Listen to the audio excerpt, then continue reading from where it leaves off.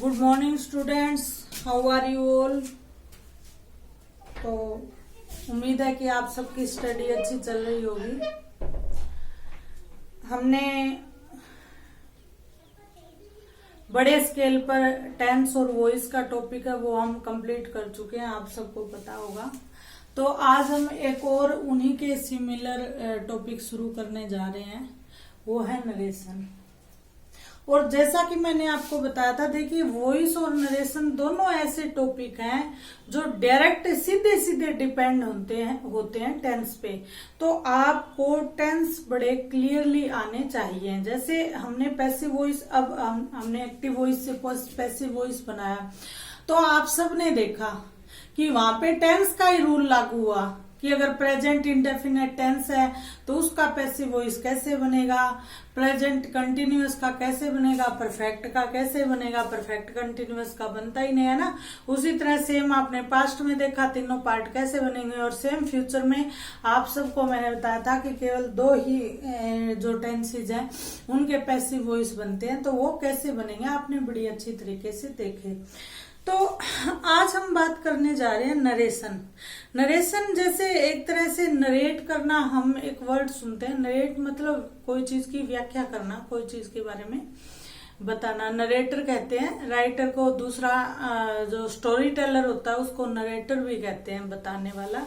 तो उसी तरह नरेशन है वो, उसका मतलब ही क्या होता है कि इसको आप साधारण तौर पे अगर दैनिक जीवन में देखेंगे तो इसको आप लगभग ऐसे लगा सकते हो कि एक तरह से चुगली, आप समझते हो। चुगली का सीधा सीधा मतलब क्या होता है कि किसी ऐसी व्यक्ति की कही गई बात को बताते समय वह व्यक्ति मौजूद नहीं है। आप समझ गए होंगे। यानी लगभग क्या होता है, पीठ पीछे बात करना चुगली है ना। इसी तरह इसमें सेम क्या होता है कि जो नरेटर होता है या जो वक्ता होता है, जो उस बात को कहता है, वह बात सुनने वाला पर्सन जाकर किसी थर्ड पर्सन को बताए, और ऐसी स्थिति और ऐसे समय में बताए कि जब बताने वाला जो फर्स्ट पर्सन है वो वहां पर मौजूद न हो। तो एक तरह से नरेशन मतलब कि चुगली करना, पीठ पीछे बताना। या फिर इसको अगर हम स्टडी के उसमें जाकर देखें तो फर्स्ट पर्सन द्वारा सेकंड पर्सन को कही गई बात, सेकंड पर्सन द्वारा किसी थर्ड पर्सन को ऐसे समय में बताना जब फर्स्ट पर्सन वहां पर अवेलेबल नहीं है। तो आज का टॉपिक आपको अच्छी तरह समझ में आ ही गया होगा। अब इस नरेशन में दो वर्ड सबसे पहले जो आते हैं ना, वो आते हैं डायरेक्ट एंड इनडायरेक्ट। एक एक चीज को समझते हुए चलेंगे पहले की तरह, ठीक है। Direct speech, indirect speech. अब आप ये देखिए, यहाँ पे फोकस कीजिए। डायरेक्ट का मतलब कई बार आपने देखा होगा कि हम किसी के बारे में बात करते हैं कि हाँ भाई वो बंदा तो डायरेक्ट मुंह पे बात बोल देता है, डायरेक्ट कह देता है। डायरेक्ट का मतलब ये होता है कि फर्स्ट पर्सन सेकंड पर्सन से माउथ टू माउथ बात कर रहा है, आमने सामने बात हो रही है, डायरेक्ट। इनडायरेक्ट का मतलब है कि ये फर्स्ट और सेकंड के बीच में जो भी बातचीत हुई वो या तो सेकंड के द्वारा थर्ड को बताई जाए या फिर फर्स्ट के द्वारा थर्ड को बताई जाए। और यदि सेकंड थर्ड को बता रहा है तो यहाँ वन की मौजूदगी नहीं है, और अगर वन थर्ड को बता रहा है तो यहाँ सेकंड की मौजूदगी नहीं है। इनडायरेक्ट यानी उसके पीठ पीछे वो बात बताई जा रही है। मुझे लग रहा है कि आपको इस बात में बिल्कुल क्लियर ये आपके हो गया होगा। एक बार फिर मैं इसको आपके लिए रिवाइज कर देती हूँ। नरेशन मतलब, नरेट यहाँ से निकला है। नरेट मतलब किसी चीज की व्याख्या करना। नरेटर किसी चीज को व्याख्या करने वाला, कहानीकार, कहानी बताने वाला ना, तो वो नरेशन है, यानी किसी कथन, ठीक है। नरेशन मतलब किसी कथन को एक्सप्लेन करना। अब इसमें दो वर्ड आते हैं, डायरेक्ट स्पीच, इनडायरेक्ट। डायरेक्ट मतलब फर्स्ट पर्सन सेकंड पर्सन से बात कर रहा है, या सेकंड थर्ड से बात कर रहा है, या फिर थर्ड फर्स्ट से बात कर रहा है, इसमें कुछ भी हो सकता है। ठीक है, ये हो गई डायरेक्ट, यानी आमने सामने बात हो रही है। इनडायरेक्ट का मतलब क्या हुआ कि फर्स्ट ने सेकंड से कोई बात कही और वो जाके थर्ड को बताई गई, इनमें से एक बंदे की मौजूदगी नहीं थी जिसके बारे में बात बताई गई। यह है आपका इनडायरेक्ट स्पीच। अब हमें अगर डायरेक्ट स्पीच दिया हो एग्जाम में तो हमें उसको इनडायरेक्ट में कन्वर्ट करना है, और इनडायरेक्ट दिया हो तो डायरेक्ट में। ज्यादातर क्वेश्चन इस टाइप के आते हैं कि हमें डायरेक्ट स्पीच दी जाती है और उसको हमें इनडायरेक्ट स्पीच में कन्वर्ट करना होता है। तो सेम वॉइस की तरह ही उसके पहले तो कुछ सामान्य रूल है, उसके बाद हम जाएंगे मुख्य रूलों में। तो इसमें क्या होता है, यहां एक कथन होगा, ठीक है, कि जैसे राम लगा लो, राम श्याम से कहता है, फिर वो कथन इन्वर्टेड कोमास में बंद होगा। ये होगा डायरेक्ट, डीएस, डायरेक्ट स्पीच का एग्जाम्पल। अब हमें इसको इनडायरेक्ट स्पीच में बदलना होगा, तो सबसे पहला स्टेप क्या होगा, ये जो इन्वर्टेड कोमा है ये दैट में चेंज होंगे। ये सबसे कॉमन रूल है। जैसे हम एक्टिव को पैसिव में बदलेंगे, मैंने आपको बताया था, तो वर्ब की जो फॉर्म है वो हमेशा थर्ड में चेंज होगी, वो कॉमन रूल था ना। सेम उसी की तरह इसमें कॉमन रूल क्या है कि यहाँ पे रिपोर्टिंग वर्ब होगी, यहाँ पे रिपोर्टेड स्पीच होगी, और वो इन्वर्टेड कोमा में बंद होगी। तो सबसे पहला स्टेप ये होगा कि हम इन्वर्टेड कोमास को रिप्लेस करेंगे किसके साथ, दैट के साथ। यह है सबसे कंपलसरी, सबसे साधारण और सबसे पहला जो स्टेप है वो डायरेक्ट इनडायरेक्ट का यह है। तो पहला स्टेप हमारा क्या हो गया, रिप्लेस इन्वर्टेड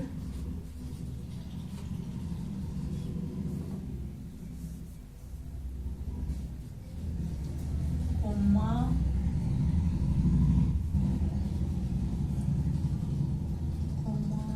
इन्वर्टेड कोमा को किसमें, इनटू दैट।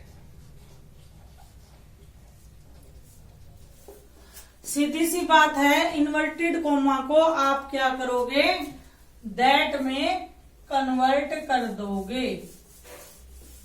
ठीक है, उसके बाद हमें पहचान करनी है कि इसमें होता क्या क्या है। जैसे इसमें इससे पहले एक छोटा सा उदाहरण और देखते हैं। मान लो आप ये है,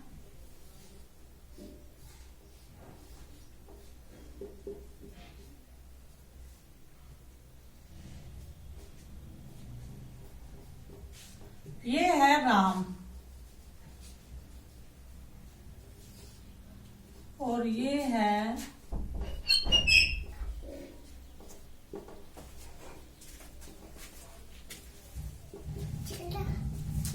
श्याम, या ये है राम और ये है मोहन। ठीक है, अब राम ने मोहन को कहा, ठीक है, राम ने मोहन को कहा। ठीक है, क्या कहा, किसने कहा, राम ने। किसको कहा, मोहन को। क्या कहा, मैं स्कूल नहीं, चलो पहले सिंपल कोई लेते हैं, मैं स्कूल जाता था। ठीक है, ये हमने हिंदी में ले लिया। अब आप इसको समझिए। इसमें इसको हम अगर दो पार्ट में बांटे तो यहाँ एक इन्वर्टेड कोमा से बाहर सेंटेंस है, इसको हम कहेंगे रिपोर्टिंग वर्ब।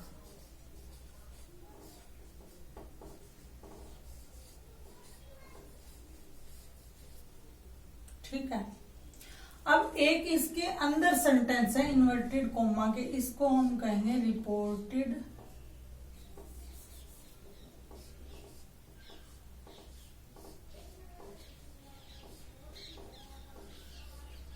स्पीच। ठीक है। अब मुख्यतः क्या है, पहला जो बदलाव था वो हमने देख ही लिया, इन्वर्टेड कोमाज किस में बदलेंगे, दैट में बदलेंगे। ठीक है। इसके बाद सबसे पहले हमें इस कहा वाले हिस्से को देखना होगा। आगे मैं आपको रूल बताऊंगी कि यदि कहा, सेड, सेज, ठीक है, से, ठीक है, सेड टू, ये चीजें आएंगी तो उनका रूल क्या है। राम और मोहन में कोई चेंज नहीं आएगा।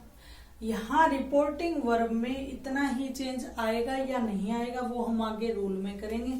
उसके बाद यहाँ अभी रिपोर्टेड स्पीच में डायरेक्ट में कौन सा टेंस इस्तेमाल किया गया है उसके आधार पे हम क्या होगा, इनडायरेक्ट स्पीच में बदलाव करेंगे। आप समझ गए। तो अब आगे मैं रिपोर्टेड स्पीच कहूंगी तो आपको समझ जाना चाहिए कि इन्वर्टेड कोमा के बीच की बात है। सॉरी। और यदि मैं रिपोर्टिंग वर्ब कहूंगी तो आपको समझ जाना चाहिए कि यहाँ रिपोर्टिंग वर्ब मतलब ये जो कहने वाला कार्यवाही है इसके बारे में बात की जा रही है। अब इस सेंटेंस को हम हिंदी में इन्वर्टेड इनडायरेक्ट स्पीच में चेंज करके देखते हैं। मान लो राम ने मोहन को कहा मैं स्कूल जाता था। अब यही बात मोहन जाके किसी तीसरे व्यक्ति को बता रहा है तो मोहन क्या कहेगा, राम ने मुझे कहा कि वह स्कूल नहीं जाता था। समझ गए आप। तो वह किस तरह से सेंटेंसेस में चेंजिंग आएंगे वो हम करेंगे। आपको इतना अभी स्टेप 1 समझना चाहिए था, दैट वाला। स्टेप 2 ये रिपोर्टिंग वर्ब है और ये रिपोर्टेड स्पीच है। और अब इस पूरे नरेशन का क्या मामला है, देखिए राम कुछ मोहन को कहता है और मोहन वही बात जाके टीचर को बता देता है।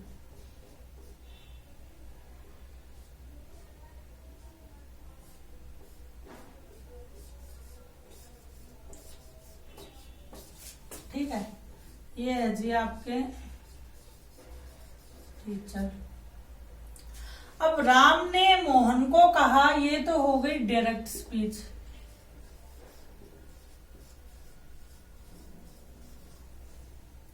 अब मोहन ने आके वही बात टीचर को डिलीवर कर दी। जैसे राम ने कहा मैं आज स्कूल नहीं जाऊंगा, वही बात आके यहाँ टीचर को डिलीवर कर दी। तो यहाँ आते आते ये जो डायरेक्ट स्पीच थी ये किस में बदल गई, इनडायरेक्ट में। और जहां तक मुझे लग रहा है आप अब इस बात को भली भांति समझ गए होंगे।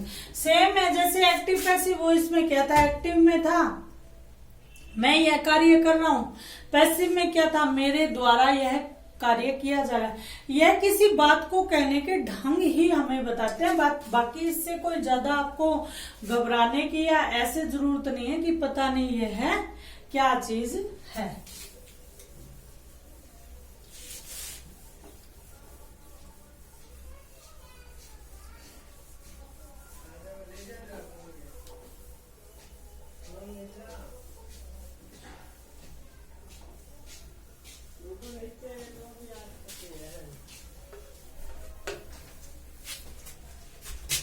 अब हम आगे देखते हैं रिपोर्टिंग वर्ब में रिपोर्टर होता है, रिपोर्टिंग वर्ब होती है और रिपोर्टिंग स्पीच होती है। तो सबसे पहले आपको बताते हैं कि रिपोर्टर कौन है।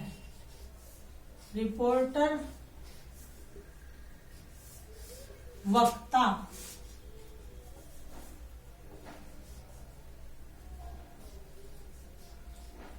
वक्ता है, कहने वाला है।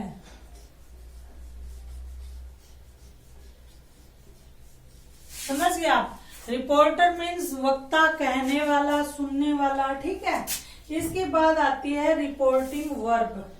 तो रिपोर्टिंग वर्ब क्या होगी? वह वर्ब जो वक्ता द्वारा प्रयुक्त की जाएगी।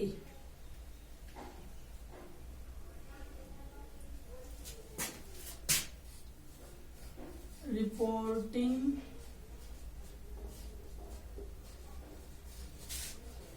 वर्ब, वक्ता द्वारा प्रयुक्त की गई वर्ब या क्रिया। ठीक है। इसके बाद रिपोर्टेड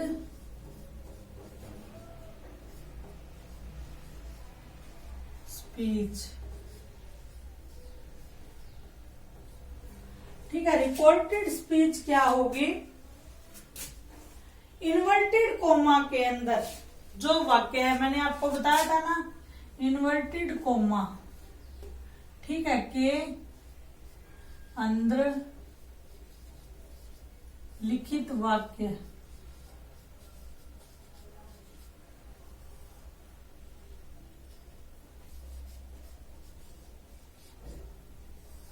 ठीक है, ये है रिपोर्टेड स्पीच। इसके बाद वर्ब ऑफ रिपोर्टेड स्पीच। अब इसमें देखो एक्टिव पैसिव वॉइस में भी वर्ब का मामला था, यहां भी क्या हो गया? वर्ब का मामला आ गया। तो क्या हो जाएगा? वैसे आप समझ ही गए होंगे, वर्ब ऑफ रिपोर्टेड स्पीच, इसका मतलब क्या होगा? जो इन्वर्टेड कोमा के अंदर जो वर्ब आ रही है, ठीक है, इन्वर्टेड कोमा के अंदर जो वाक्य है उसमें जिस वर्ब का प्रयोग किया जा रहा है उसको हम कहेंगे वर्ब ऑफ रिपोर्टेड स्पीच। अगर हमें रिपोर्टेड स्पीच क्लियर नहीं है तो हमें ये क्लियर नहीं होगा। रिपोर्टिंग वर्ब, इसमें दो वर्ब काम देंगे। रिपोर्टिंग वर्ब जो इन्वर्टेड कोमा से बाहर का जो सेंटेंस है, ठीक है, और रिपोर्टेड स्पीच जो इन्वर्टेड कोमा के अंदर का सेंटेंस है। और वर्ब ऑफ रिपोर्टेड स्पीच जो कोमा के अंदर के सेंटेंस की वर्ब है। इतना आपको क्लियर हो गया? एक सेंटेंस आगे करेंगे तो हम और क्लियर हो जाएंगे। जैसे सी सेड टू मी, ठीक है, सी सेड टू मी, उसने मुझे क्या कहा? I am going to Jaipur, I am going to Jaipur. ठीक है। अब यह जो सेंटेंस है सी सेड टू मी, यह है हमारी रिपोर्टिंग वर्ब।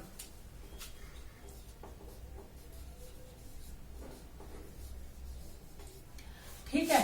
यह जो सेंटेंस है यह हमारी है रिपोर्टेड स्पीच। ठीक है।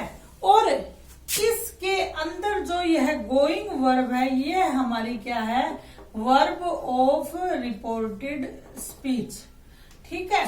इतनी चीजें हमने क्लियर कर ली। आज के लिए इतना ही। और रिपोर्टर कौन हो गया? सी सेड टू मी, उसने मुझे कहा, तो रिपोर्टर होगी वह। तो आज के लिए इतना ही। कल की क्लास हम यथावत रखेंगे, इसी टॉपिक को कंटिन्यू करेंगे। Okay, bye.